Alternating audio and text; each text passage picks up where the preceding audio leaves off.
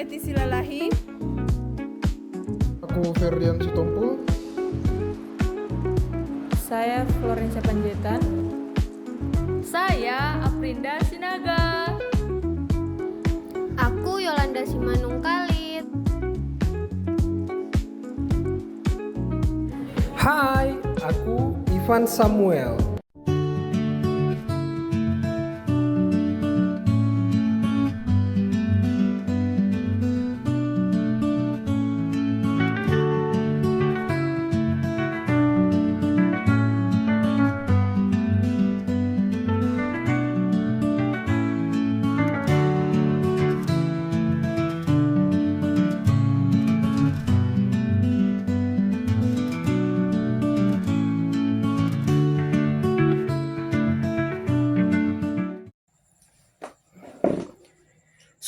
Halo guys, selamat datang video kami. Jadi di video ini kita akan membahas tentang apa itu koloid.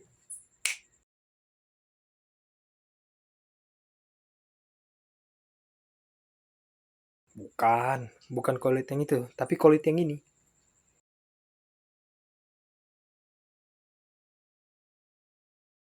Jadi guys, tonton video kami untuk mengerti apa itu koloid, bagaimana penerapannya dalam kehidupan kita, dan selamat menonton guys. Halo semuanya, perkenalkan kami dari kelompok 2 mahasiswa Universitas AKP Biomedicine Muhammad Siantar, program studi pendidikan kimia. Kami akan menjelaskan dan membuatkan materi mengenai materi kimia yaitu berjudul sistem koloid. Oke, pertama kita akan mempelajari pengertian dari koloid. Nah, di sini bisa dilihat koloid itu adalah campuran dua zat yang dimana zat yang satu tersebar dalam zat lain tetapi tidak mengendap. Contohnya itu seperti susu, dimana susu itu adalah campuran dua zat tetapi di dalam susu ada zat yang menyatu tetapi tidak mengendap atau tidak memiliki endapan. Selanjutnya kita masuk ke dalam sifat-sifat koloid. Yang pertama itu ada efek Tyndall, yaitu penghamburan cahaya oleh partikel koloid. Contohnya itu sorot lampu mobil di daerah berkabut. Seperti yang kita ketahui, yang dimaksud dengan berkabut di sini adalah koloid dan sorot lampu ini adalah cahaya. Sehingga ketika cahaya lampu mobil di daerah berkabut, maka koloid akan menghamburkan cahaya tersebut sehingga tidak merata.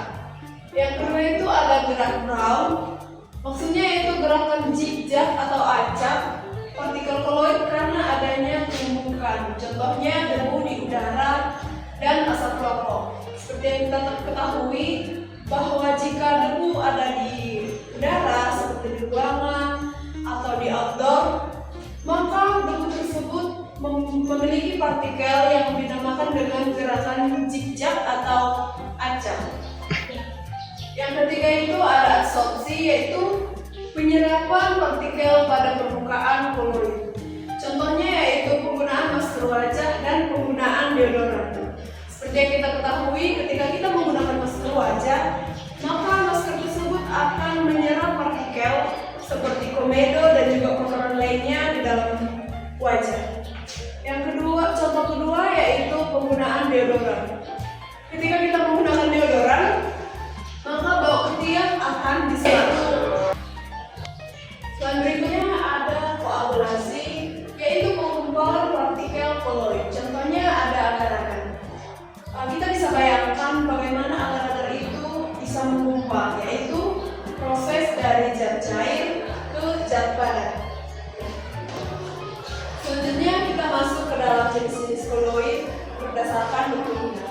Yang pertama itu ada sol, yaitu zat padat di dalam cair, contohnya syat. Yang kedua ada emulsi, yaitu zat cair di dalam cair, contohnya itu ada susu. Yang ketiga itu ada aerosol, yaitu zat padat atau zat cair di dalam gas, contohnya asap dan juga kabut. Yang terakhir ada gel, yaitu zat cair di dalam wadah, contohnya itu ada agar-agar. Oke, selanjutnya kita akan melanjutkan praktikum, yaitu pengaplikasian dari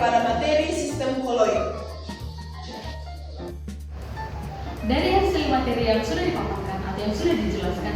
Contoh sederhana dalam kehidupan sehari-hari yaitu susu. Susu adalah sistem koloid karena susu merupakan partikel kecil di dalam protein dan lemak. Di dalam susu terdapat fase terdispersi yaitu lemak dan medium pendispersi yaitu air.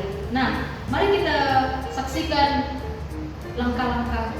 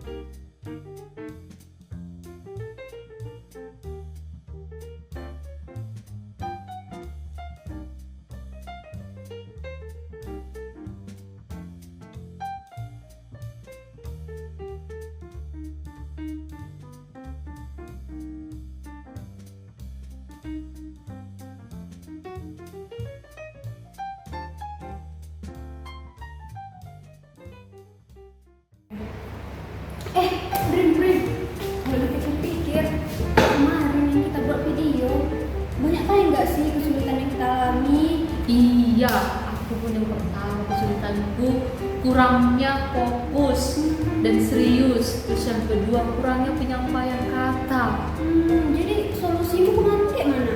Kalau yang pertama itu aku lebih banyak belajar untuk menyampaikan kata.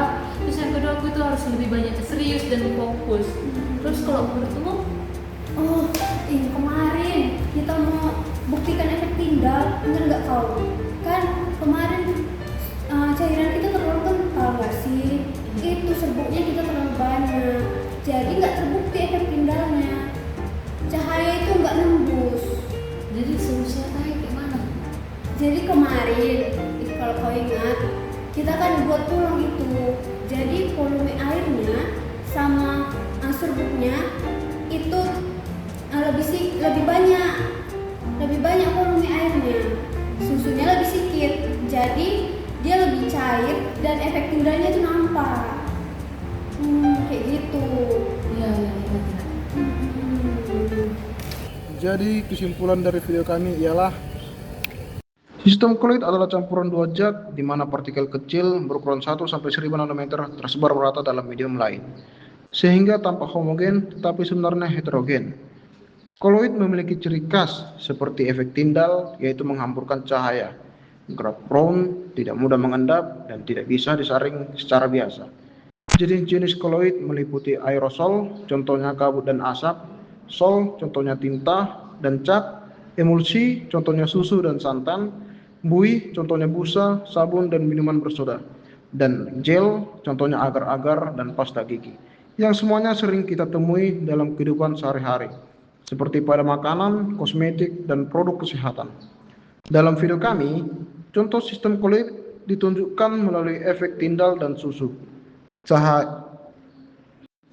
Dalam video kami, contoh sistem koloid ditunjukkan melalui efek Tyndall dan susu. Saat cahaya disorot ke dalam campuran, berkas cahaya terlihat jelas karena partikel koloid menghamburkan cahaya atau efek tindal.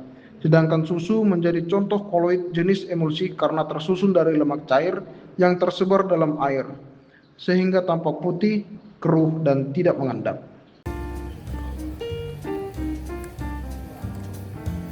Labanang al Yawren Hijau mania Hijau mania Hijau mania Hijau mania Poldanga, tikas poldanga danga Manuku siap nembak, poin kurang ke oyak Rai sopiak riak setelan, beskas poldanga